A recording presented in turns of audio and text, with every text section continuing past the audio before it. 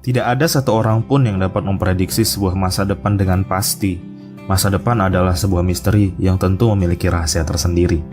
Mari bersama belajar dari kegagalan perusahaan besar bernama Nokia.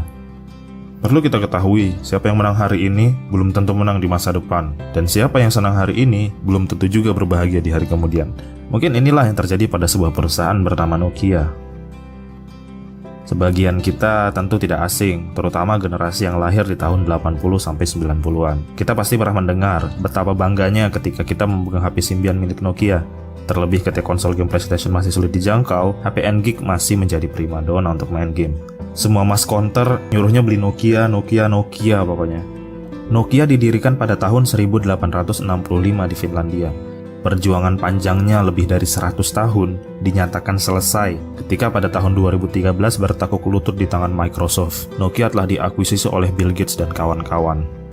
Jika dilihat ke belakang, terdapat 3 fase transformasi bisnis Nokia selama kurang lebih 100 tahun.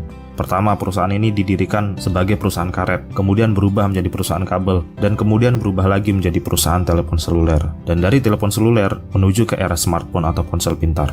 Nokia sukses pada 2 transformasi awal, terutama pada saat menjadi perusahaan telepon seluler. Perusahaan untung besar dengan nominal 391 triliun rupiah per tahun. Petaka datang bagi Nokia ketika transformasi yang ketiga, yaitu era ponsel pintar. Pada tahun 2007, Apple mengumumkan iPhone pertamanya, yang kemudian pada tahun 2008 disusul dengan rilisnya Android oleh Google. Padahal sebelum itu, bersama dengan BlackBerry, mereka adalah 2 merek ponsel paling superpower.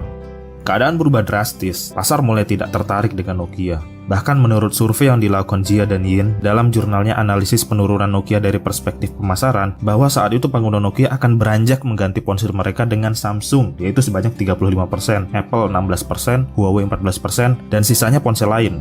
Sedangkan pengguna yang memilih bertahan hanya pada angka 6%. Nokia makin kalap. Menurut Puji Astuti, studi tahun 2014, laba Nokia turun drastis dalam rentan waktu 2007 hingga ke 2011, sehingga menyebabkan rasio ROI dan ROA-nya berubah dari yang semula positif di tahun 2007 menjadi negatif di tahun 2011. Dalam sebuah jurnal lain karya Balodia dan Profesor Sagotia, setidaknya ada 7 hal yang menyebabkan kegagalan perusahaan Nokia. Yang pertama, Nokia tidak bergerak cepat. Ketika Apple sudah memperkenalkan layar sentuh di iPhone pada tahun 2007 dan juga ekspansi Samsung yang bertaruh dengan Android, Nokia nyaris tidak melakukan lompatan besar. Mereka bertahan dengan OS Symbian yang memang telah memberikan hasil besar dalam waktu yang lama untuk mereka. Alasan yang kedua, mereka terlalu puas diri. Sebagai pemimpin pasar lebih dari 1 dekade, Nokia merasa masih biasa saja dengan pesaing yang lain. Tidak merasa bahwa akan ada ancaman serius dari pesaingnya. Mereka tetap pede dengan posisi perusahaan sebagai raja ponsel waktu itu.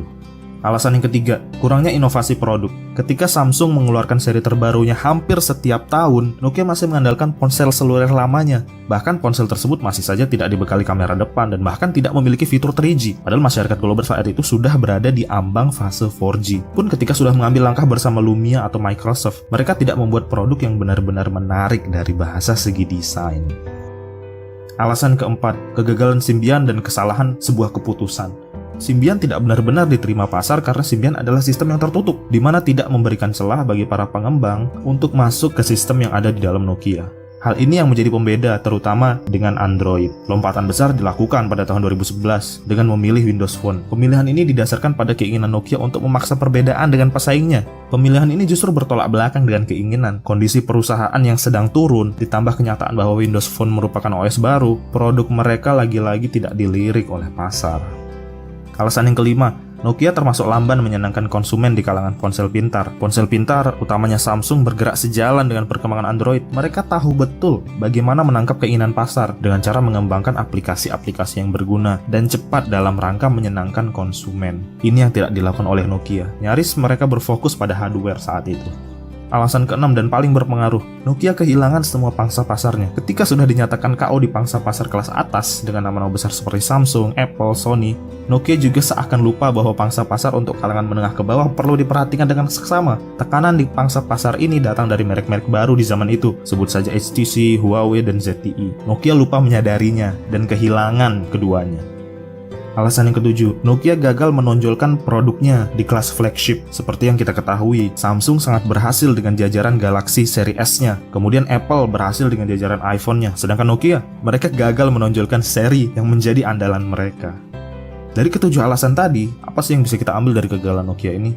Yang pertama, jangan melawan perubahan. Banyak situasi yang mengharuskan adanya perubahan. Kita tidak bisa stagnan ketika perubahan itu diinginkan oleh konsumen.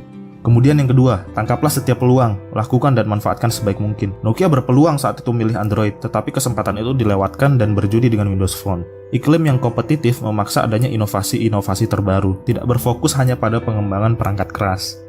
Dan yang terakhir, jika Anda adalah penguasa pasar, Anda harus mempertahankan posisi, layaknya bermain sepak bola, menyerang dan bertahanlah secara seimbang.